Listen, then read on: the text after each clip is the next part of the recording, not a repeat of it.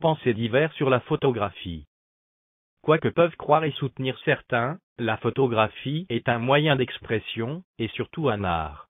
La photographie n'a jamais été un frein à la créativité graphique, bien au contraire. Au même titre que le dessin, la peinture, la sculpture et même surtout le graphisme assisté par ordinateur. Ils sont très voisins et répondent aux mêmes sacro-saintes règles académiques. Je m'explique. L'ordinateur comme le crayon, le pinceau et le ciseau du sculpteur ne sont que des outils. Ces outils, sans la volonté de création de l'homme, ne sont que des interfaces inutiles, inertes et sans vie. C'est l'homme lui-même qui freine instinctivement sa propre créativité, soit par ignorance, soit par crainte de la vindicte populaire, ou tout simplement du qu'en dira-t-on de sa propre cellule familiale. Bien sûr, maintenant, pourvu d'un APN, appareil photo numérique pour les novices, ou les réfractaires aux abréviations de toutes sortes, à qui vous confiez votre passeport en cours de validité, qui se charge tout seul ou presque, de vous ramener des clichés plus ou moins académiques, mais bien normalisés aux normes du constructeur. Surtout ne pensez pas que vous avez à 100% la maîtrise de vos clichés que vous êtes si fiers d'exhiber, souvent à juste titre. Que reste-t-il de la réalité de votre propre créativité, notamment après un post-working d'enfer, ou comme l'utilisation immodérée de certains filtres de Photoshop ou des dérives incontrôlées, et mal maîtrisées de Photomatix Pro pour le HDR.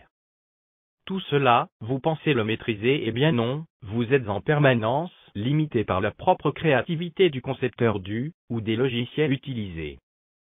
Il y a 60 ans, la photo couleur grand public en était à ses tout premiers balbutiements, et ne touchait en réalité qu'une très infime couche de la population. L'amateur éclairé de l'époque grillait de rouleaux de 6-9 noir et blanc dans son boîtier à soufflet. Les appareils 24-36 étaient hors de prix, et demandaient de sérieuses connaissances, la technique photographique, car il n'y avait pas de mise au point automatique, maîtrise de l'exposition, et surtout pas de pondération sophistiquée, d'objectifs amovibles à grande ouverture, d'objectifs à focale variable.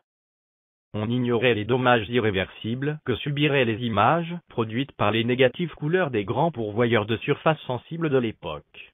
En général, il ne subsiste plus que la couche magenta. C'est du meilleur effet, mais cela donne très mauvaise mine au papier. À cette époque, les photoreporters dans la cabine téléphonique de l'hôtel démontaient le combiné et, grâce à 2 pinces crocodiles, transmettaient tant bien que mal des enregistrements très médiocres à leurs agences ou radios. Il y a 50 ans, l'Internet n'existait toujours pas. Muni d'une cellule photoélectrique, Chauvin et Arnoux et du Focasport de mon père, j'ai commencé à gâcher du Trix de chez Kodak. C'est une bonne école, et cela laisse des traces indélébiles que certains appellent l'expérience. Pour moi, il y a seulement 2 types de photos. La lambda où le moindre défaut t'égare et t'écarte de toute considération poétique, pour ne laisser place qu'à de sombres et ennuyeux commentaires pseudo-techniques, et puis l'autre, qui ne te laisse pas le temps de respirer, qui te plaque au mur, et qui te fait oublier totalement les règles du temple, pour s'imposer à toi, t'obliger à la contempler plus qu'à la voir. Celle qui, prise entre chien et loup, pourrait être une peinture sur bois, de l'école hollandaise peut-être.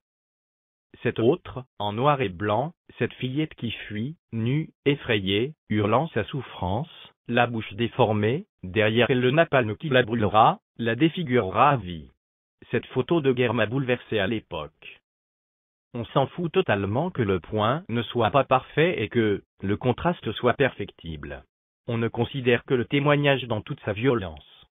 Cette photo, à l'époque, tout le monde l'a vue. Ce fut pour moi le coup de cœur de l'année. Et Dieu, ou un autre, seul sait que les coups de cœur de l'année se comptent sur les doigts de la main gauche, la main du cœur. Texte, écrit et transposé en fichier MP3, par le Valton.